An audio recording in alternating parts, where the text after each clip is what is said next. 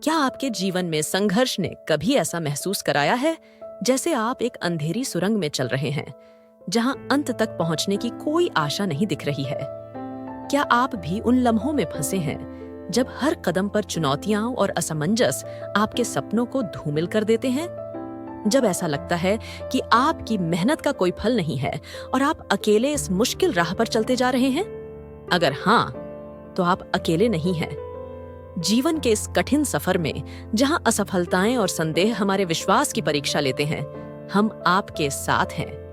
आज हम उस आंतरिक शक्ति की बात करेंगे जो आपके भीतर सो रही है, उस विश्वास की बात करेंगे जो आपके जीवन को नए रंगों से भर सकता है। आइए परमेश्वर के वचनों की शक्ति से अपने जीवन को फिर से नई दिशा दें और जानें कि कैसे अंधकार के बादल छांट सकते हैं और कैसे उजाले की किरणें हमारे रास्ते को रोशन कर सकती हैं।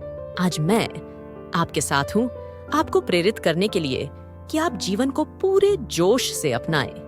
अक्सर हम जीवन की सुंदरता को समझने में चूक जाते हैं, लेकिन हमें यह याद रखना चाहिए कि जीवन परमेश्वर का दिया हुआ एक अद्वितीय उपहार है। इस अनमोल उपहार को हम व्यर्थ चिंता में नहीं गंवा सकते। परमेश्वर ने हमारे लिए एक अद्भुत वादा किया है।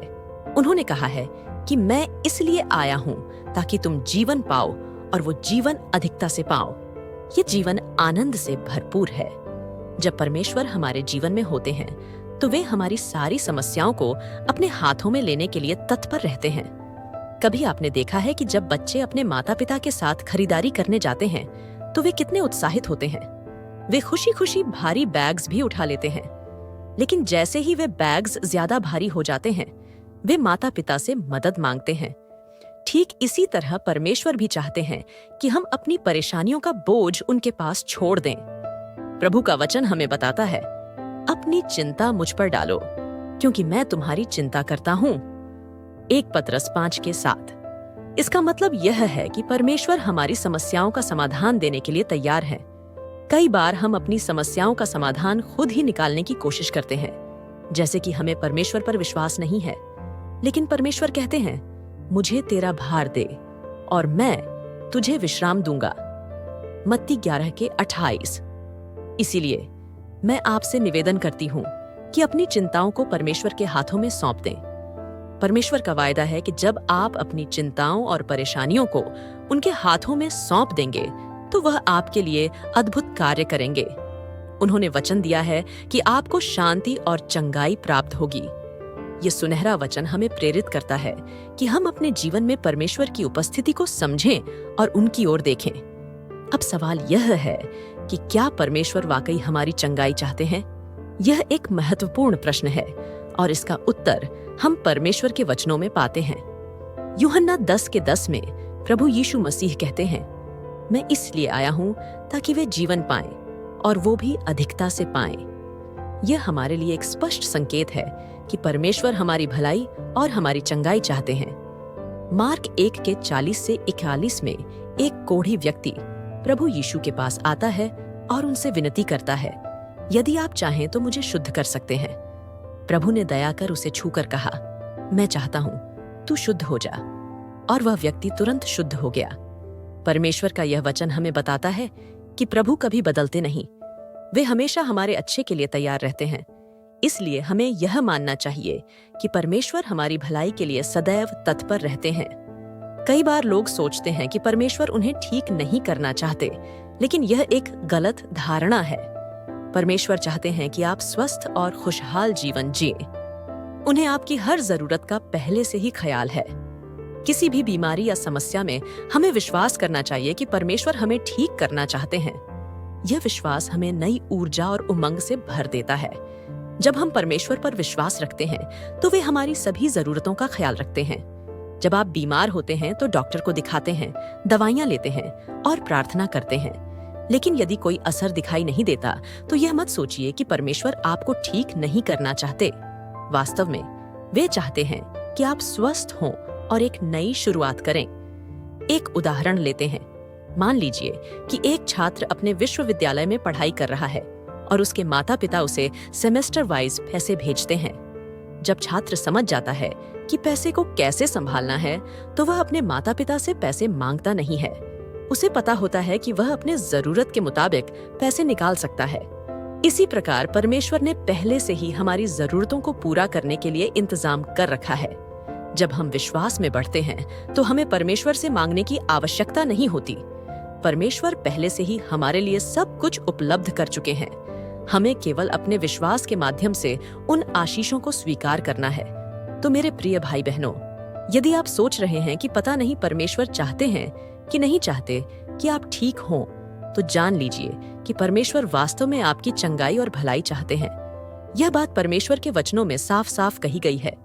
हम सभी के पास वह अधिकार है कि हम अपनी जरूरतों के लिए परमेश्वर पर विश्वास करें और उनके वचनों को अपने जीवन में लागू करें।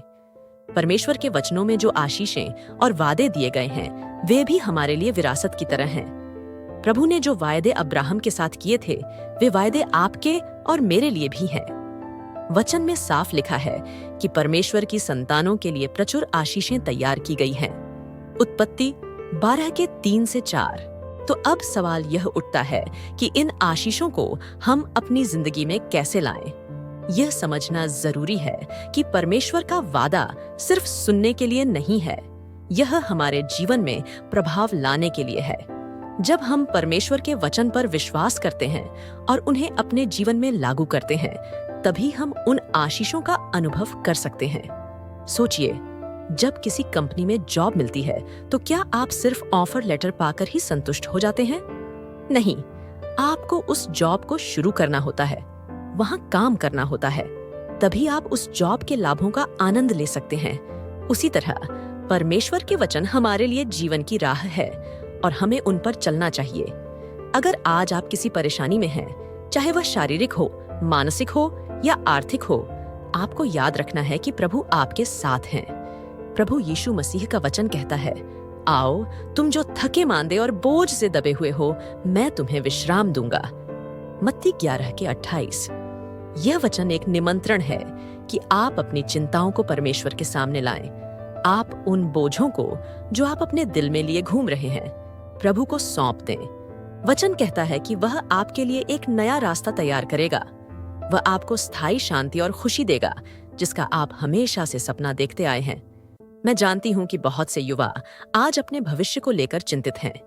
करियर की चिंता, आर्थिक अस्थिरता, रिश्तों की उलझने, ये सभी हमारे जीवन को प्रभावित करते हैं। लेकिन याद रखिए, परमेश्वर का वचन कहता है कि वह आपके जीवन के हर क्षेत्र में हस्तक्षेप करने के लिए तैयार है। आपको बस उसे अपनी जिंदगी का हिस्सा बनाना है। यहाँ पर एक बाइबल का उदाहरण याद आता है, दाऊद का। जब दाऊद को गोलियत के खिलाफ खड़ा होना पड़ा, तो वह परमेश्वर पर पूरी तरह से विश्वास करता था। उसके पास कोई बड़ी सेना नहीं थी, लेकिन उसका भरोसा परमेश्वर में था। उसने अपनी ताकत को पहचानते हुए और परमेश्वर की मदद से गोलियत को हरा दिया। यह दर्शाता है कि जब आप परमेश्वर पर भरोसा करते हैं, तो कोई भी बाधा आपके रास्ते में नहीं आ सकती। इसलिए अगर आप आज किसी चुनौती का सामना कर रहे हैं, तो याद रखिए, परमेश्वर आपके साथ है। वह आपको आपकी हर परेशानी से बाहर निकालने के लिए तैयार है। आपको बस अपने जीवन में उसके वचनों पर विश्वास रखना है। परमेश्वर का वचन कहता है, जो मुझ पर विश्वास करेगा उसके लिए सब कुछ संभव है।